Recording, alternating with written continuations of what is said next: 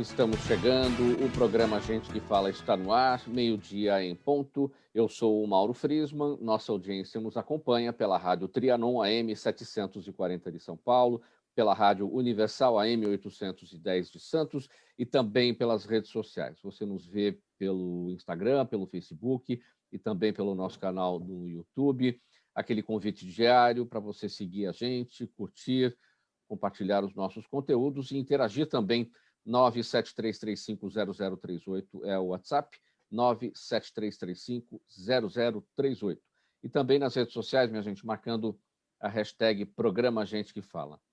E hoje é quinta-feira, é de praxe, edição do Gente do MPD que Fala, parceria nossa com o Movimento do Ministério Público Democrático e o apoio da Câmara Brasileira de Diagnóstico Laboratorial. Nosso time aqui de convidados apostos para análise e para debate dos nossos assuntos. Eu apresento o Procurador de Justiça, Mário Sérgio Sobrinho, associado do MPD, o Movimento do Ministério Público Democrático. Mário Sérgio, boa tarde, tudo bem?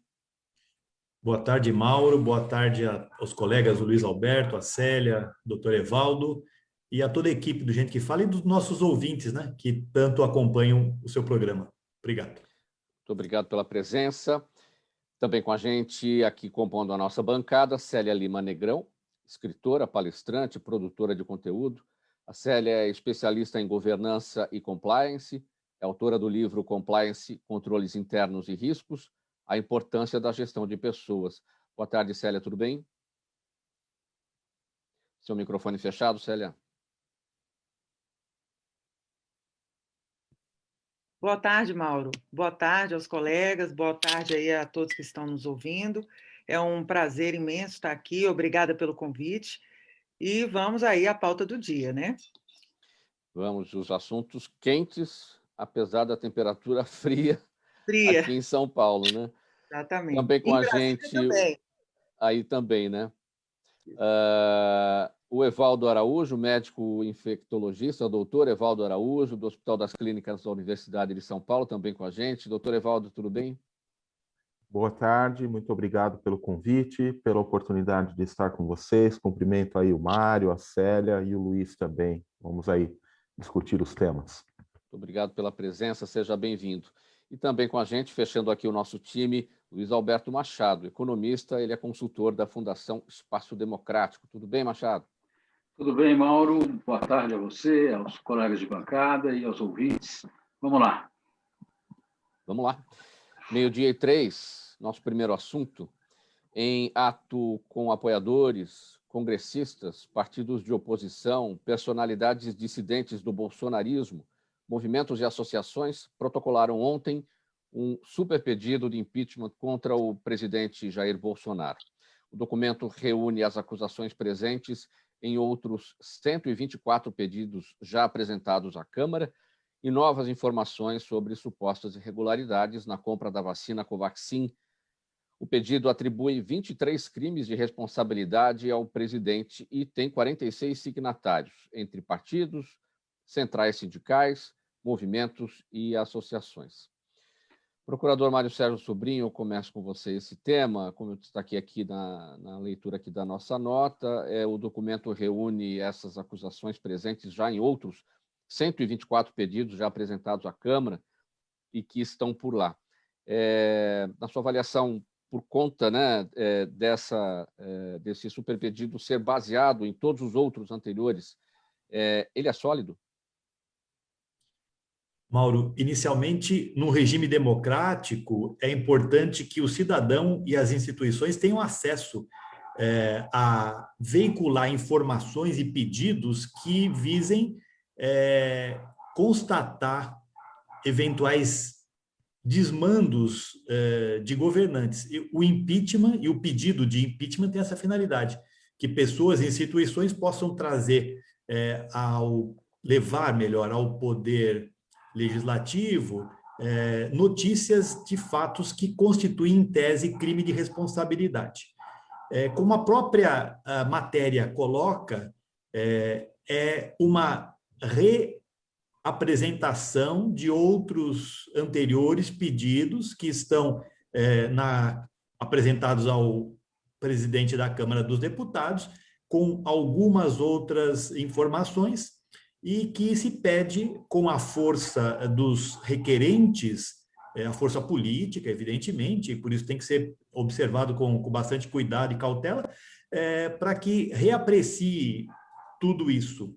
Evidentemente que passa por um crivo de natureza política, tem que ter uma fundamentação e a base em fatos, né? Nós estamos acompanhando aí há mais de 40 e poucos dias, eu creio, até mais que isso, a CPI que está produzindo esses fatos. Então, eu penso que estamos num processo, né, de coleta de informações a questões altamente relevantes que estão sendo discutidas no país. Logicamente, isso não se minimiza, mas que esses fatos apurados, ou seja, com documentos, com depoimentos que estão sendo colhidos pela CPI, deverão ser avaliados. E, a partir de então, certamente, esses pedidos vão ser analisados, revistos, e, se for o caso de consistência política e fática, eu penso que fica aí a critério e dentro da competência da Câmara de Deputados, com o seu presidente, fazer o encaminhamento para isso depois ser apurado dentro da Câmara, esse processo de viabilidade do impeachment. Então, ainda um argumento que está sendo reapresentado e recondensado, com mais fundamento de natureza, por hora, a meu ver, política, logicamente que há fatos por trás, mas que a comprovação é preciso que ocorra melhor. Machado, na sua avaliação, o que é que tem de mais jurídico e de político nesse superpedido? Aliás, estamos nos acostumando no Brasil, né, com situações de impeachment, já tivemos 2 situações. É o seu entendimento? O que é lamentável, né? Porque nós temos aí o retorno à democracia há pouco tempo e já uma sucessão aí de 2 dos presidentes eleitos não concluíram seus mandatos, sofreram impeachment, e um terceiro a caminho. Mas eu acredito que a coisa não é tão simples assim, porque o Bolsonaro tem dado mostras, apesar dele estar perdendo popularidade, etc., que a força dele no Congresso não está ruim. Ele conseguiu recentemente aprovar 2 projetos que eram difíceis, o da privatização da Eletrobras, e que foi mais que ele passou, que também não era fácil. Ou seja, parece que a relação dele com o presidente do Congresso está muito boa, e isso pode ser um fator a favor dele, do não impeachment. Mas o que me preocupa, e a minha análise sempre tem um viés econômico, é que, como você falou, Mauro, nós já assistimos esse filme antes. O que me preocupa é que chega nessa hora, o presidente coloca como prioridade absoluta permanecer no poder. E, para permanecer no poder, ele põe em segundo plano outros projetos que seriam fundamentais para o andamento do país, sobretudo para a retomada do nível de crescimento. E como ainda faltam quase 2 anos, ou 1 ano e meio de mandato, se a gente tiver que conviver com essa situação de fazer tudo para se manter no poder e deixar tudo em segundo plano, isso é extremamente preocupante. Nesse sentido, em fazer de tudo para se manter no poder, o presidente Bolsonaro se agarrou a essa frase ontem, né? Não vai ser com mentiras ou CPI que vão nos tirar daqui, né? Exatamente. Começa a dar claros sinais de que a preocupação fundamental é essa, e isso é muito preocupante, pensando em termos de um país que está vivendo aí, como o mundo todo, uma situação de exceção, e que seria fundamental que a gente concentrasse os esforços nas ações voltadas para a retomada do nível de atividade econômica. Célia, seu entendimento sobre essa questão, o superpedido é sólido? Eu acabei de destacar aqui a reação do presidente ontem, né, dizendo que não vai ser com mentiras ou CPI que vão nos tirar daqui. Como é que você observa tudo isso? Mauro, olha só, eu acredito que é legítimo esse pedido, né? Demonstra, reforça o exercício da democracia, onde os diversos movimentos se mobilizam pelo que acreditam, né? Então, suportados aí por convicções, aproveitam-se até desse momento atual, que é legítimo, né? De maior criticidade, denúncias ocorrendo, CPI em andamento, enfim, é normal essa movimentação, até porque a gente tem um ano eleitoral que se aproxima, né? E isso aí faz parte aí da política, né? Então essa movimentação é natural, é legítima, porém eu acredito que não tenha muito espaço para isso agora, né? Como já foi dito aqui, eu acho que o Bolsonaro ele está forte na Câmara, eu vejo que ele tem apoiadores, eu vejo que o governo está se estruturando para responder a essas acusações, ainda não foram respondidas, ainda falta talvez uma comunicação maior aí, mas eu acredito que estejam se movimentando para responder. Agora, por outro lado, eu penso que não é bom para o país, né? Eu acho que as pautas importantes ficam de lado, porque tudo se volta à Covid, à corrupção, a impeachment, e como o nosso colega aí falou, né, o nosso economista, de fato, para o mercado, isso não é bom para a reputação da empresa, né, a reputação do nosso país não é bom. Então, eu creio que não que esse movimento é legítimo, porém, eu temo que as discussões estão indo muito aí para essa questão e outras pautas importantes ficam para trás. E toda pauta é isso, até para a segurança jurídica dos demais presidentes, né? Todo presidente entra, aí daqui a pouco, não, vamos impeachment, porque é crime de responsabilidade, e aí fica, e a coisa não avança no que tem que ser feito, na gestão, na melhoria da governança, na melhoria dos aspectos fundamentais do país. A pauta é sempre corrupção, né? A gente não consegue sair dessa pauta no nosso país. Então, eu acho que a gente precisa pensar em melhorar e mudar essa pauta e avançar, enfim. Mas também é uma pauta que, se está em voga e se está acontecendo, nós temos que enfrentá-la, né? Não tem jeito. Não só a corrupção, né, Célia, mas também o que a gente observa é muita preocupação com a luta política, né? Por conta da tamanha polarização que a gente tem visto, é a luta política que está em primeiro plano, e o que é fundamental para a sociedade acaba ficando para trás, né? Sim. Com certeza. Doutor Evaldo, vamos fazer uma avaliação sobre essa questão do superpedido de impeachment a partir da sua área. Você é médico, enfim, até porque tudo isso tem o quê como pano de fundo? A questão da pandemia, né? Uhum. Não, eu acho que o Brasil está paralisado, e ele está paralisado por uma razão que tem nome e sobrenome: Jair Messias Bolsonaro. É uma pessoa que foi eleita, e quem conhece a biografia e o histórico político dele já não esperava grande coisa. Uma vez na presidência, ele é aquilo que se fala, de quem não se espera nada é que não vem nada mesmo, e veio coisa pior. Veio uma pandemia junto, nós fomos pegos por uma pandemia numa gestão incompetente, negacionista, e esse é o tamanho da crise, esse é o nome da crise. Então, não tem outra pauta hoje no Brasil que não seja o impeachment. Eu discordo quando falam que o impeachment, de certa forma, se vulgarizou porque nós tivemos 2 anteriores. Não, nós tivemos um impeachment e nós tivemos um golpe no Brasil. O impeachment da presidente Dilma, ele foi, hoje, a gente já tem bastante clareza nisso, um golpe parlamentar. O próprio vice-presidente que assumiu em entrevistas posteriores reconhece essa construção, essa narrativa, e é um processo político, o impeachment. Então, o que a gente precisa ter são as condições políticas, e não é que o Bolsonaro está forte no Congresso, ele construiu uma fortaleza, e pelo que a gente lê na imprensa, às custas de muito dinheiro, parece, né? Então, é lamentável que a gente esteja nessa paralisia. Mais de 500 mil brasileiros já morreram, não precisava ter sido desse jeito. Então, o que nós precisamos agora é que as instituições funcionem, que o legislativo funcione com independência, que o judiciário funcione com independência, para moderar esse executivo ausente.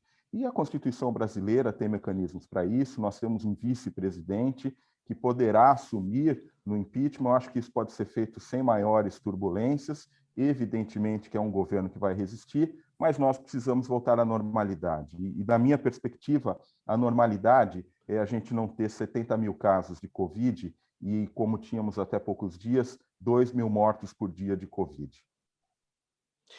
12h15, você está no programa Gente que Fala, edição de quinta-feira. É o Gente do MPD que Fala, parceria nossa com o Movimento Ministério Público Democrático, apoio da Câmara Brasileira de Diagnóstico Laboratorial, análise dos nossos temas por aqui.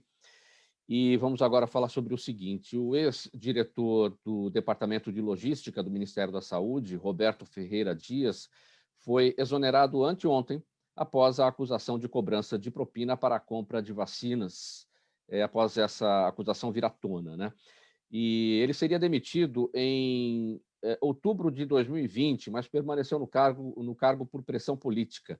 A decisão de tirá-lo do cargo, justamente, foi tomada pelo então ministro Eduardo Pazuello, mas a exoneração não foi publicada no Diário Oficial da União.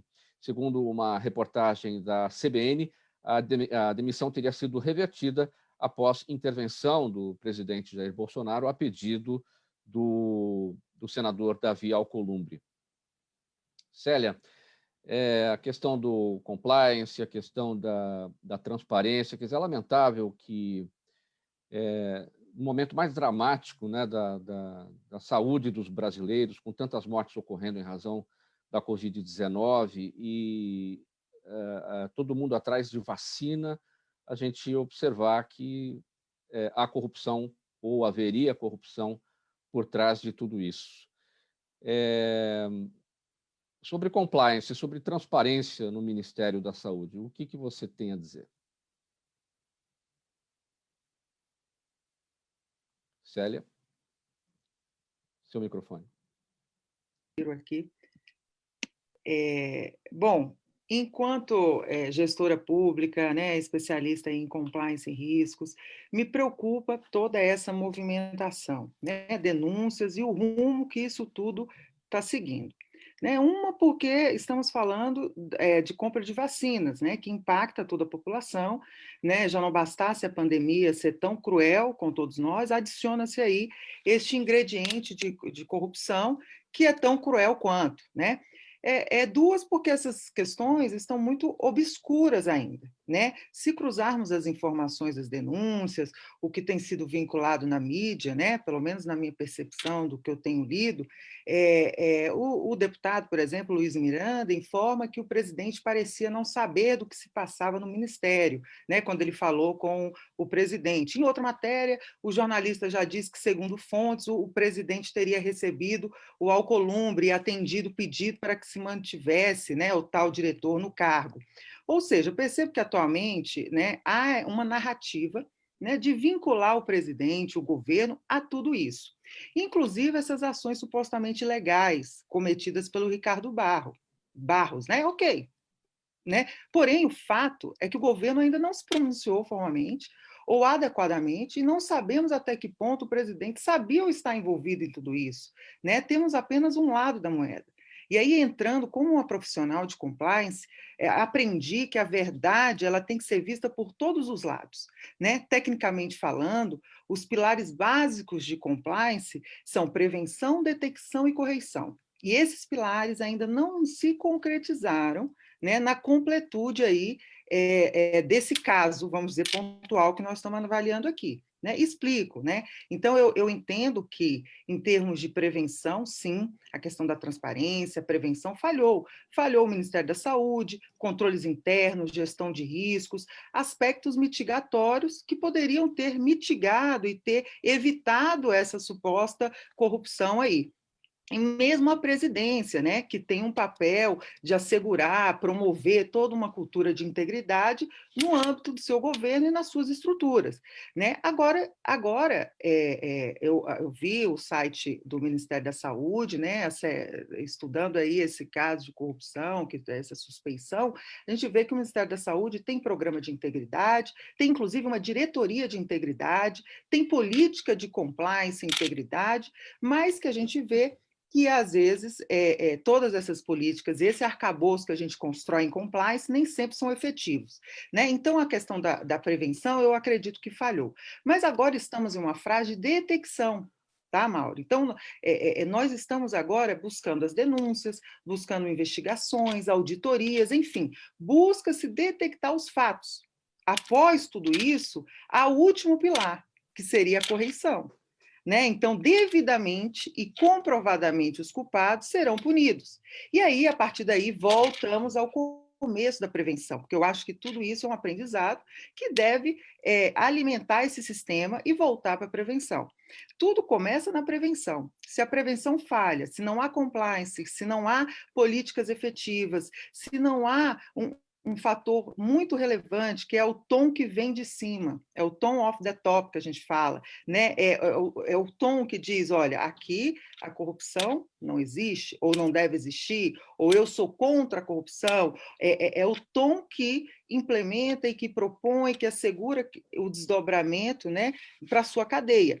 Então, isso alimenta o sistema, né? Então, eu acredito que tudo que está acontecendo ainda em termos de compliance, a transparência ainda, né, você não tem total, né? A gente não tem informações, eu não tenho, por exemplo, acesso aos processos, né? Nós não temos ainda. E onde a população pode buscar isso, né? Hoje a gente recebe informações da mídia a todo tempo, as manchetes são, às vezes, a gente lê a matéria, não tem nem a ver com a manchete, muitas vezes as manchetes, elas levam para um tom diferente, mas a gente que atua com compliance, a gente tem que buscar a verdade e verificar os fatos, entender que o compliance ele se desdobra nesses pilares. Então, até que se prove e até que se tenhamos ali a correição, ainda estamos detectando. Né? Então, eu acho que ainda falta transparência, eu acho que ainda falta muita informação sobre tudo que está acontecendo.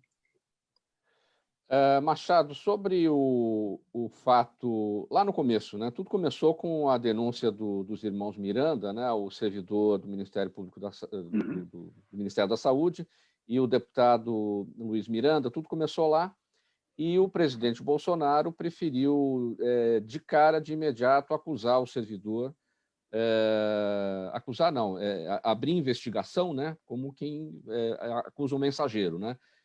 E como é que você observa ali, a partir daquele ponto, e aí tudo desenrolando, essa situação, né, daquele ponto de partida do presidente Bolsonaro, de mandar investigar aquele que denunciou, cai por terra?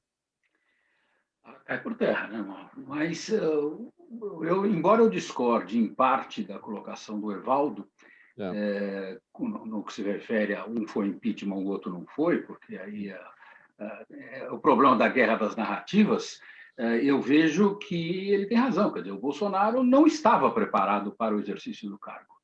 Então, entrou legitimamente, foi votado, não tenho que discutir com relação a isso, mas eu lembro que logo nos primeiros momentos, num evento, o Maílson da Nóbrega falou assim, ele assume num momento bom, favorável, há uma série de janelas de oportunidade. Se ele souber usar o capital político que qualquer pessoa eleita com aquela diferença tem, ele pode até fazer um bom governo. Então, ele falou assim, ele foi eleito por causa de uma série de características, então ele tem uma coisa a favor dele, que é o jeito dele, mas o maior inimigo do governo dele é o próprio Bolsonaro.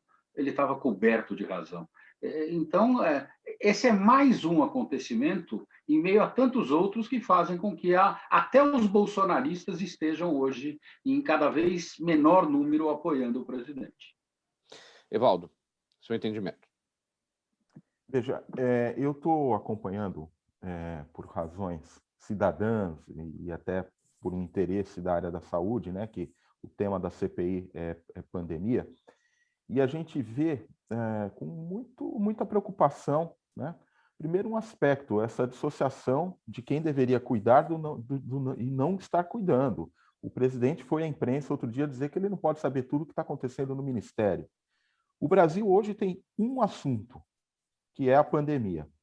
E o presidente da República vem dizer que ele não pode saber de tudo que está acontecendo nos ministérios. Ok, que ele não saiba tudo, ele tinha que saber tudo, pelo menos, de pandemia, porque ele tem tempo para falar de medicamentos que não funcionam e de outras coisas, pelo menos poderia conhecer um pouquinho mais profundamente esse tema.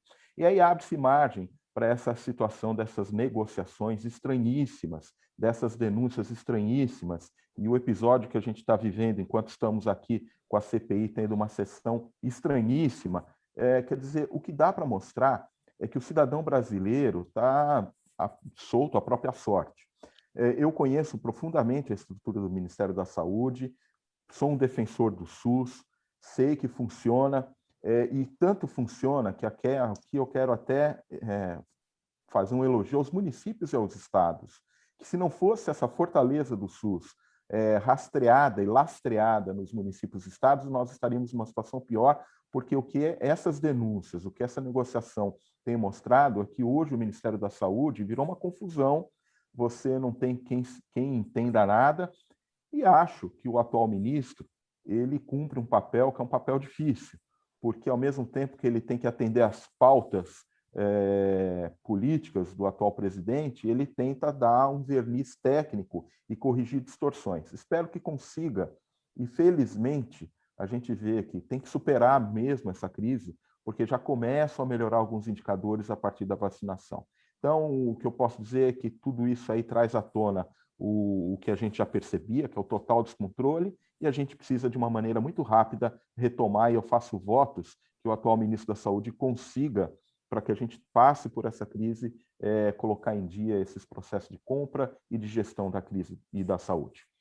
Procurador Mário Sérgio, pode o presidente Bolsonaro não saber das supostas irregularidades? Ele usa esse argumento do não saber, como o ex-presidente Lula também disse que não sabia sobre o escândalo relacionado com a crise do mensalão, né? É mais uma demonstração que as narrativas se repetem, independentemente da posição ideológica, política ou partidária, toda vez que algo dito irregular acontece. Eu penso que é um caso aqui bastante grave. É necessário que o valor saúde pública seja colocado acima de qualquer outro, e que a transparência na condução de qualquer tipo de negociação, pública ou privada, ela exista, né? Quando a gente fala aqui na área do criminal, na área do processo penal, a gente precisa ter as partes se manifestando em contraditório. O que é contraditório? O professor Damásio de Jesus falava que é ouvir o sino tocar dos dois lados. Pode ser que um lado seja mais afinado ou que o outro. Ou seja, é um fato grave, é um fato sério. A indicação da cessação da designação desse servidor para as funções que ele ocupava já é um apontamento que a irregularidade houve. Agora, a cadeia de responsabilização, a quem atingir, o chefe, o ministro, a presidência, tudo depende de prova, né, Mauro? É um dado que vai ser apurado. O governante eleito, ele deve aos eleitores a satisfação. Então, eu penso que as explicações surgirão. Agora, cabe a cada um de nós nos convencer ou não daquilo que vai ser falado. 12h29, programa Gente que Fala, edição de quinta-feira, é o Gente do MPD que Fala, parceria nossa com o movimento do Ministério Público Democrático e o apoio da Câmara Brasileira de Diagnóstico Laboratorial. Um intervalo agora, a gente volta em 30 segundinhos com a sequência aqui pela Trianon AM 740 São Paulo, Universal AM 810 Santos e também pelas redes sociais. Até já. Os melhores trabalhos de comunicação nunca abrem mão de um excelente instituto de pesquisas. A Orbis é um instituto de pesquisas que une precisão e confiabilidade estatística com a mais alta tecnologia em pesquisas do mercado. Na sua próxima pesquisa, se eu fosse você, chamava Orbis. Até porque o sucesso é consequência direta da informação que você tem e o que você faz com ela. 12h30, de volta com o programa Gente que Fala, edição de quinta-feira. Gente do MPD que Fala, parceria nossa com o movimento do Ministério Público Democrático e o apoio da Câmara Brasileira de Diagnóstico Laboratorial. Célia, em entrevista à Folha de São Paulo, o deputado Luiz Miranda disse que o esquema de corrupção do Ministério da Saúde pode ser muito maior do que o caso da vacina Covaxin, investigado lá pela CPI da Covid do Senado. Miranda, o deputado Miranda, disse que o seu irmão, o Luiz Ricardo Miranda, que é o chefe do Departamento de Importação do Ministério, vê indícios de operação 100% fraudulenta para compra de testes de Covid. Os dois prestaram depoimento na sexta-feira passada, mas o deputado afirmou que o seu irmão pode dar mais informações em uma eventual sessão secreta da CPI. Essa coisa conta-gotas implica, de que maneira, na questão da transparência, isso prejudica muito? Prejudica porque a gente, Mauro, não tem a visão do todo. E é até difícil da população e até quem está vendo tudo isso verificar, né, o que está acontecendo de fato. A questão que o deputado falou, que esse esquema é muito maior, eu acredito que seja mesmo, né? Porque a gente sabe, a pasta da saúde é uma das pastas mais prejudicadas quando fala em corrupção. Se a gente fizer uma pesquisa rápida na internet, a gente vê que são anos e anos e anos de esquemas, de desmandos, de situações diversas envolvendo a pasta, né? É uma pasta importante para o país, recebe uma das maiores verbas aí do governo, né? De verba pública, e a gente sabe que sempre tem e sempre teve, e apesar dos mecanismos que tentam se colocar de compliance, de gestão de riscos, a coisa continua acontecendo.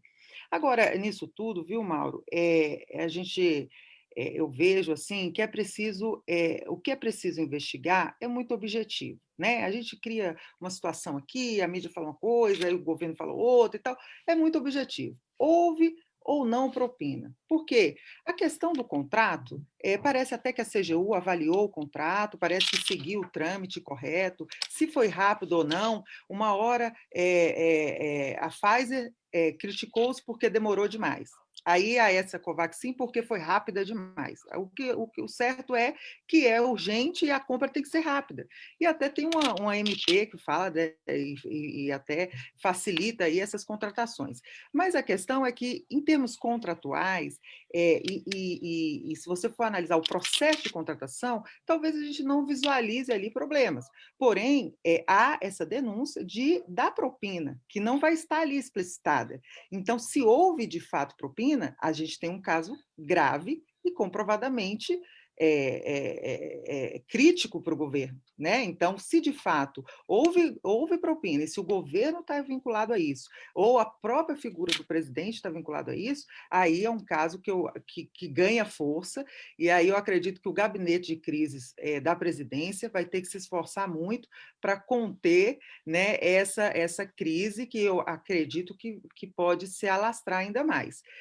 Dependendo do que esses deputados têm, dependendo do que surgir a partir desses novos depoimentos, né? De elementos, tá? De elementos comprobatórios, né? Porque essa coisa de aconteceu uma conversa, fontes falam.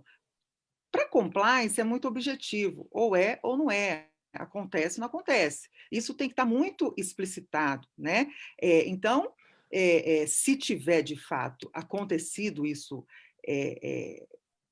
de fato, isso vai ser ruim, assim, eu acho que a população, o país perde, o Bolsonaro ele foi eleito aí democraticamente, com a maioria, muitos já estão aí decepcionados com o governo, se isso se comprovar, vai prejudicar ainda mais, vai prejudicar o compliance do país, a transparência, a imagem, enfim, se de fato se comprovar algo nesse sentido, eu acredito que a coisa piora, aí sim ganha fôlego toda essa pauta de impeachment, aí ganha fôlego toda essa outra questão que aí precisa ser retomada, né? Mas aí temos que ir atrás dessa verdade, né, Mauro? E comprovar isso para que, de fato, a gente consiga entender e demonstrar à população o que acontece de verdade. Agora, o que chama atenção, né, Célia, o que reforçaria a suspeita de irregularidade é justamente essa pressa, essa velocidade em relação à Covaxin e a transação completamente diferente do que ocorreu com a Pfizer, onde houve demora e não houve intermediação. Sim, isso acaba reforçando... Parece que foi diferente, né? E foi diferente também da outra, da Coronavac, que foi, parece, 5 meses. A outra lá, que também, a outra que nós compramos, parece que foi 4 meses. AstraZeneca. Né? AstraZeneca. Né? Parece que foram 4 meses, e essa foi o menor tempo, 3 meses. Mas, Mauro, eu vou te ser bem sincera, eu acho que isso é um indicativo, é um indício, ok. Mas, em termos processuais, eu acredito que a pressa é um ponto positivo no sentido da urgência da compra da vacina. Tá? Agora, de fato, como tem todo este entorno, né, de corrupção e possível irregularidade, aí isso se torna um fator relevante. Mas eu acho que o mais relevante a se comprovar é, de fato, e que é indefensável, tá certo? É indefensável a propina. De fato, a corrupção é instaurada e comprovada. Então, e isso parece que, pelo que eu tenho lido, parece que os irmãos ali, Miranda, né, o pessoal, tem outros aí entrando, aí tem agora depoimento de empresas que vinculam um sócio a um outro que era ligado ao governo e tal. Isso pode ir se fechando, pode ir se tomando contornos maior que leva a um envolvimento do governo, né, possivelmente com isso. Mas, até o momento, a gente não tem essa segurança. Por isso que o pessoal está trabalhando, né, Mauro? E aí vai chegar aí na correição para chegar ao finalmente e dizer, não, de fato houve, a prova é essa e está caracterizado. Faltando 23 minutos para 1 no programa Gente que Fala, edição de quinta-feira, é o Gente do MPD que fala, parceria nossa com o Movimento do Ministério Público Democrático e o apoio da Câmara Brasileira de Diagnóstico Laboratorial. Procurador Mário Sérgio, vamos falar sobre o seguinte: um trabalho de infiltração da Polícia de São Paulo revela que, atualmente, os criminosos do PCC obtêm um lucro muito maior com a venda do crack na Cracolândia do que com a cocaína nas regiões nobres da capital. Aí temos um documento que diz que o quilo do crack está sendo vendido por R$45 mil, enquanto traficantes conseguem até R$30 mil no quilo da cocaína em bairros como Higienópolis, Pinheiros ou Itaim-Bibi.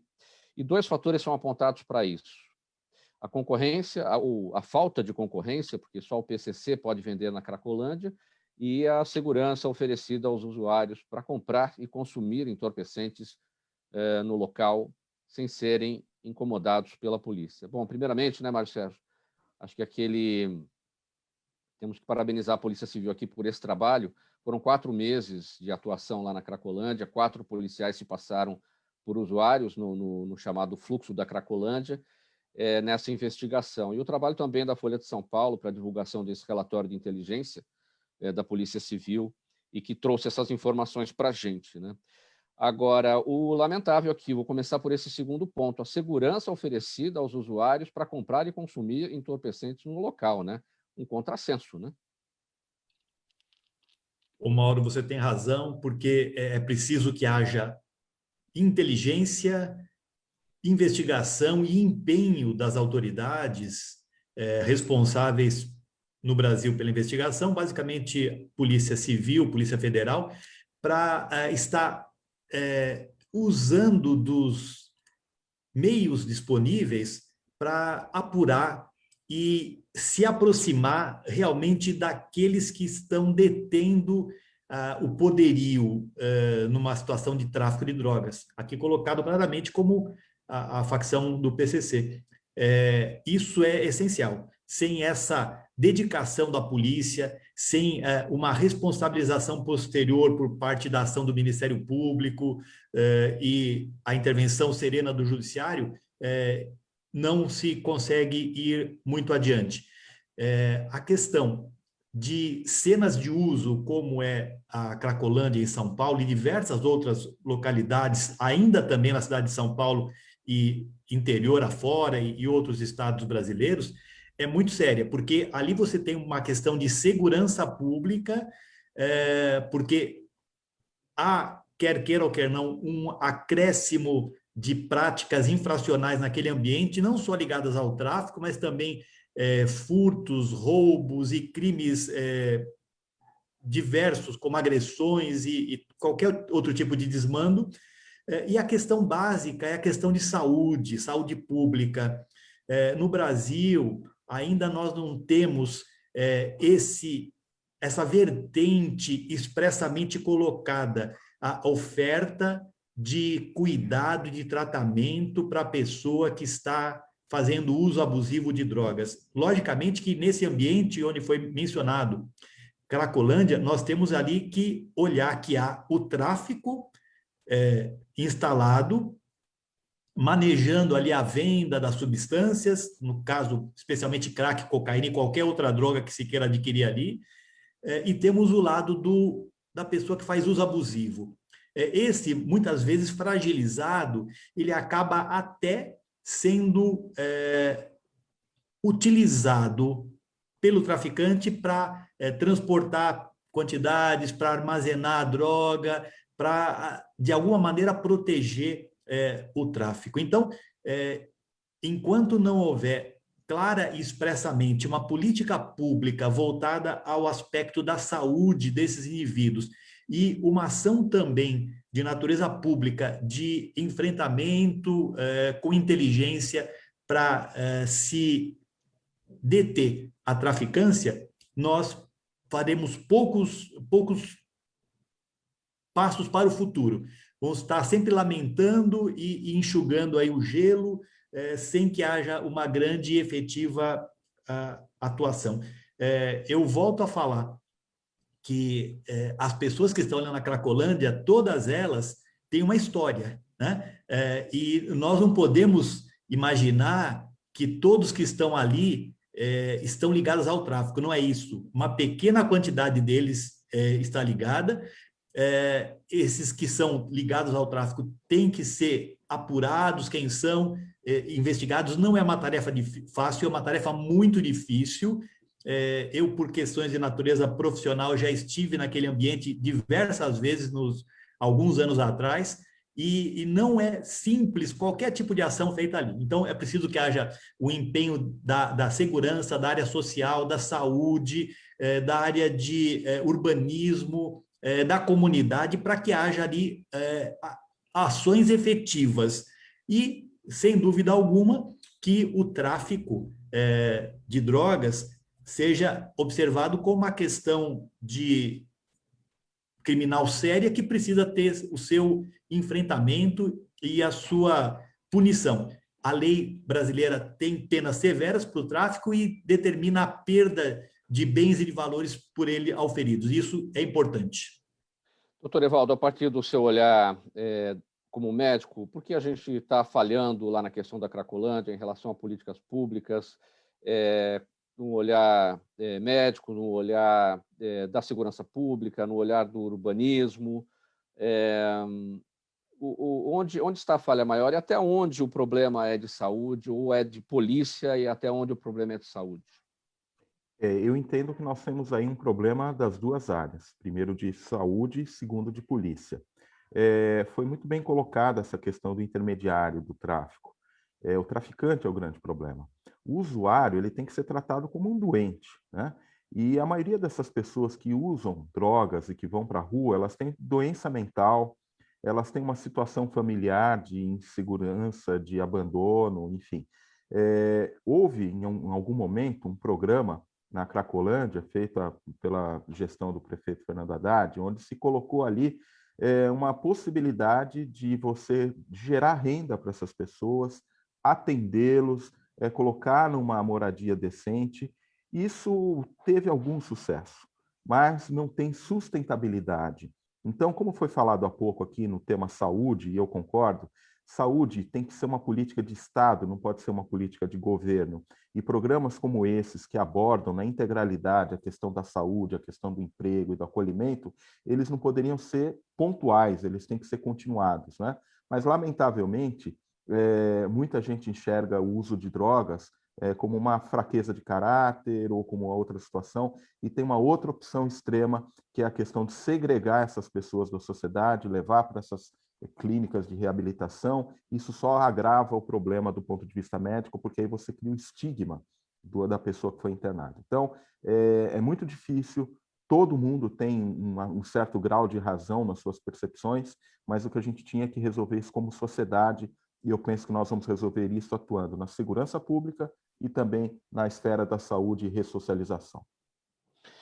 Machado, um outro tema aqui para a nossa análise, com 69 votos a favor e 5 votos contrários, o plenário do Senado aprovou na terça-feira o projeto do senador Antônio Anastasia, que inclui a possibilidade de criação de comitês para solução extrajudicial de conflitos sobre contratos celebrados pela União, estados e municípios. O objetivo dos comitês de prevenção e solução de disputas é evitar ações na justiça e a paralisação dos serviços prestados. A proposta segue agora para a votação da Câmara dos Deputados. Resolução extrajudicial é o que tem de mais moderno, né? Bom, felizmente tem alguma coisa positiva para a gente discutir na pauta de hoje, né, Mauro? Ele é baseado numa experiência já adotada em São Paulo, na Lei 16.973 da Prefeitura de São Paulo, que já vem sendo adotada com razoável sucesso. Então, seria extrapolar isso aí para um plano muito, muito maior. Vai na linha, quer dizer, isso seria, tecnicamente falando, é o Dispute Board, vai na linha da mediação e arbitragem, que, como você falou, é uma coisa muito moderna, é algo que eu jogo as fichas até para que a gente reduza o volume de coisas que vão para a justiça, a morosidade dos processos no Brasil e assim por diante. Então, mas não é uma coisa que tem sido fácil de ser implementada, é muito lento o avanço nessa linha. E aqui eu queria até aproveitar para fazer uma menção.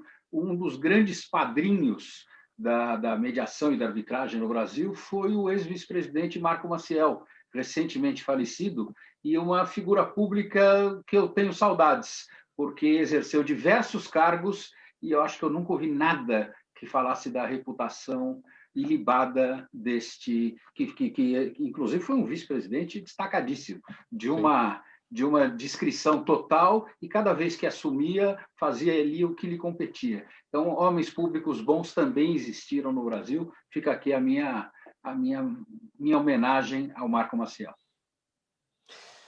Pessoal, faltando 13 minutos para 1, e temos aqui perguntas da nossa audiência. Eu vou pedir brevidade para todos, tem bastante aqui, hein? Machado, vou aproveitar que você está com a palavra. Eu começo com você. A Rafaela Barros está no YouTube, pergunta sua opinião sobre as mudanças propostas pelo governo no imposto de renda. Inicialmente, tem a questão da isenção, né? Hoje, em R$ 1.903 por mês, para quem ganha até 1.903, passaria a 2.500. Mas temos outras mudanças aí polêmicas, né? Temos. Rafaela, obrigado pela pergunta. Eu costumo dizer que, neste campo, todo mundo sabe que está ruim, que há necessidade de mudanças 100%, mas esse falso consenso desaparece quando você pergunta que tipo de mudanças tem que ocorrer. Cada grupo analisa de acordo com a sua ótica. O exportador quer um tipo de mudança, o importador quer outro. Quem está na União quer um tipo de mudança, quem está no município quer outro. Quem produz quer um tipo de mudança, quem consome quer outro. Então, eu acho que todas as mudanças têm que... Um dos poucos consensos é que tem que ir no campo da simplificação. E eu não vi grandes avanços nessa proposta que está em curso. Vai aumentar a confusão, o cipoal tributário, que é o que caracteriza a nossa realidade. Então, é uma reforma necessária, mas extremamente difícil em função desses interesses muito contraditórios. Doutor Evaldo, Lourdes Vila Piovesani está no Facebook com a gente, pergunta: as vacinas que temos disponíveis hoje no Brasil são eficazes para as novas variantes que estão surgindo? Essa é a pergunta que não quer calar, né? Lourdes, nós temos dados in vitro de algumas e já temos dados de vida real. O que nós sabemos é que, sobretudo para essa variante Delta, que é a que está dominando hoje o mundo e que certamente no Brasil vai dominar também, é necessário que nós tenhamos uma vacinação completa com 2 doses. Nós não temos dados completos, por exemplo, da Coronavac, mas nós temos dados muito robustos das vacinas de RNA mensageiro. A que é disponível aqui no Brasil é a da Pfizer.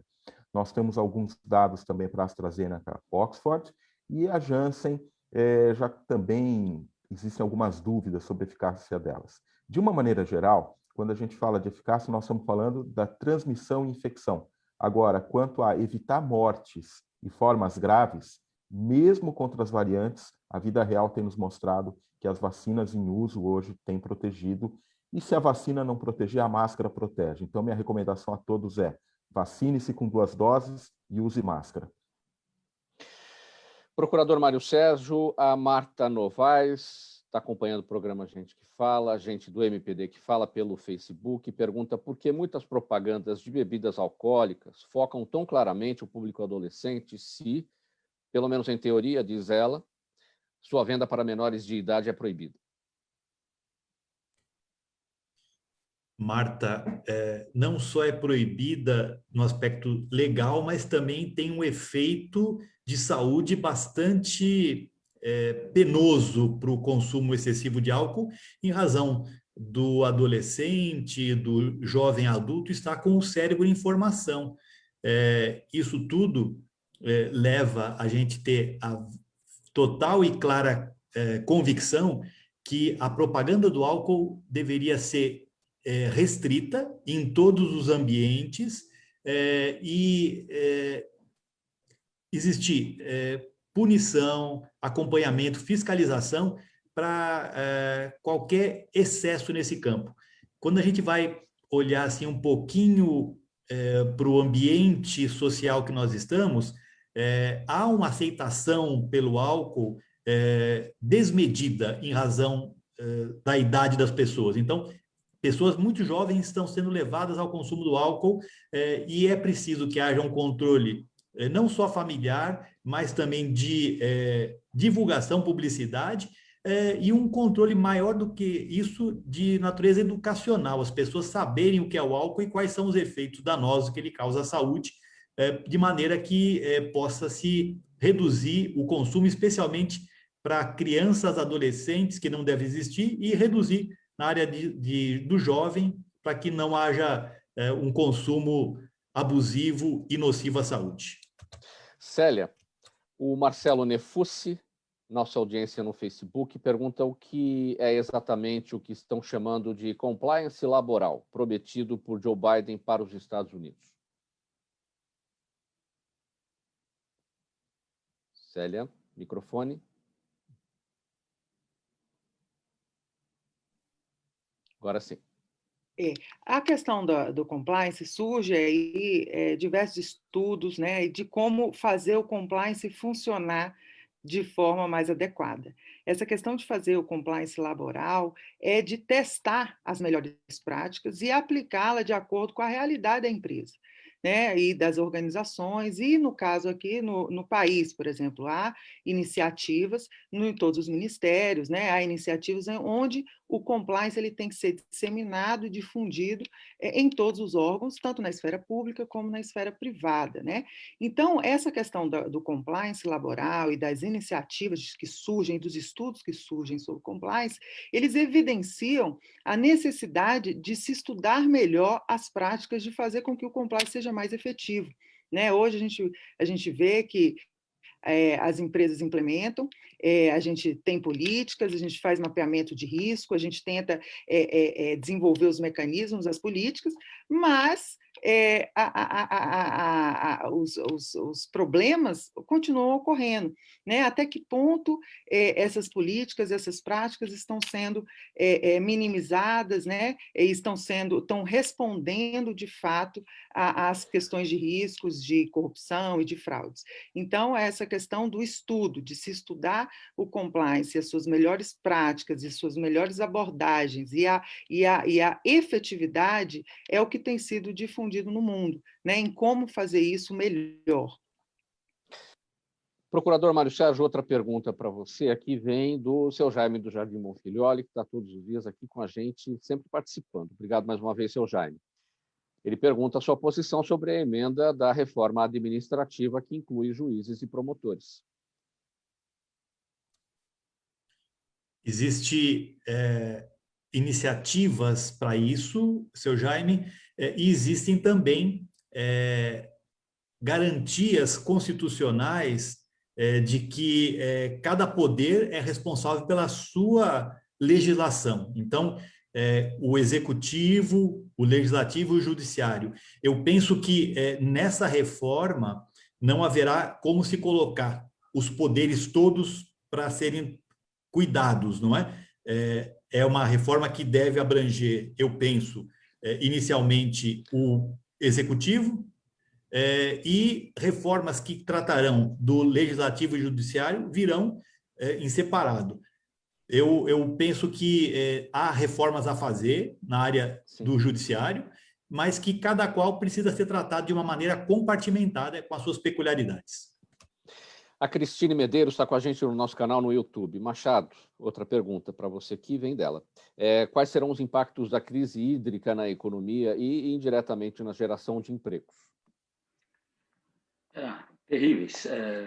Temos que torcer aí para São Pedro, porque e temos que agradecer que temos um ministro da infraestrutura que é muito ativo, porque o trabalho dele, de certa forma, foi muito favorável.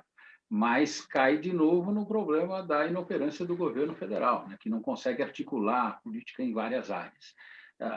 Fonte de energia é fundamental para a economia, para os investimentos, o país precisa deles. Agora, com relação ao emprego, o impacto não é direto, porque o emprego tem uma questão complicada. Mesmo que haja uma retomada do nível de atividade, e ela está acontecendo, apesar dos problemas, a resposta do emprego não é imediata. Da mesma forma que, quando há uma queda do nível de atividade, o emprego demora a responder, a taxa de emprego demora a responder, ou seja, quando nós tínhamos problemas muito graves no Brasil, o emprego permanecia alto, próximo do pleno emprego. Isso era utilizado até pelo governo para justificar alguns erros. Mas, no contrário, também acontece. Quando há retomada, a resposta não é imediata. Há muitos recursos ociosos. Antes de sair contratando, as empresas vão utilizar esses recursos ociosos. Então, o impacto sobre o nível de emprego não é tão imediato. Doutor Evaldo, a Maria Helena Esteves, lá de Santos, ela pergunta o seguinte, bem rapidinho, os segundos estão correndo aqui. Sua avaliação sobre a atuação da Anvisa em relação às vacinas contra a Covid. Bem rapidinho, doutor. Foi bem. A Anvisa, na medida do possível, atuou com correção e de maneira rápida. Simples assim. Tem outra pergunta aqui, é da Lourdes Vila Piovesani. Ela tinha feito uma pergunta aqui para o Evaldo, ela mandou mais uma. Legal, Lourdes. É o seguinte, para a Célia essa. O fato do Ministério da Saúde ter política de compliance, diante de tudo o que estamos vendo, seria só para inglês ver? Ou seja, está lá só para dizer que tem? Na verdade, não é uma pergunta, é uma afirmação. Constatação? Aí, uma constatação. De fato, o compliance é o que a gente chama aí de compliance de prateleira, né? O compliance de fachada, que a gente tem discutido sobre isso, o que se demonstra que, na prática, a prática é desconexa ao que está escrito nos manuais e nas normas, né? É claro que o compliance e essas políticas, esses códigos e todos esses normativos, eles são fundamentais para garantir uma prevenção, eles precisam ser comunicados, as pessoas precisam ser treinadas em relação a isso, mas o que a gente tem que buscar é que, se de fato isso se contempla e se desdobra na realidade, na prática, né? Então, o discurso tem que estar vinculado à prática, e essa desconexão a gente percebe em muitos casos. Legal, minha gente. Olha, o tempo correu aqui, eu não vou ter como fazer as despedidas de vocês, apenas o nosso agradecimento em nome de toda a equipe do programa Gente que Fala. Termina aqui essa edição do Gente do MPD que Fala, edição de quinta-feira, sempre em parceria com o movimento do Ministério Público Democrático e o apoio da Câmara Brasileira de Diagnóstico Laboratorial. Estiveram com a gente o Procurador de Justiça Mário Sérgio Sobrinho, a Célia Lima Negrão, que é especialista em governança e compliance, o médico infectologista doutor Evaldo Araújo e o Luiz Alberto Machado, economista.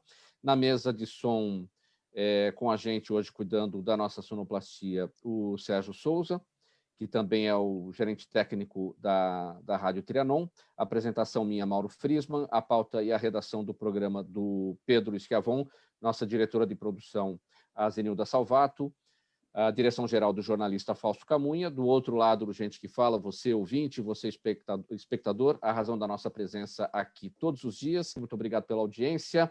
Até amanhã.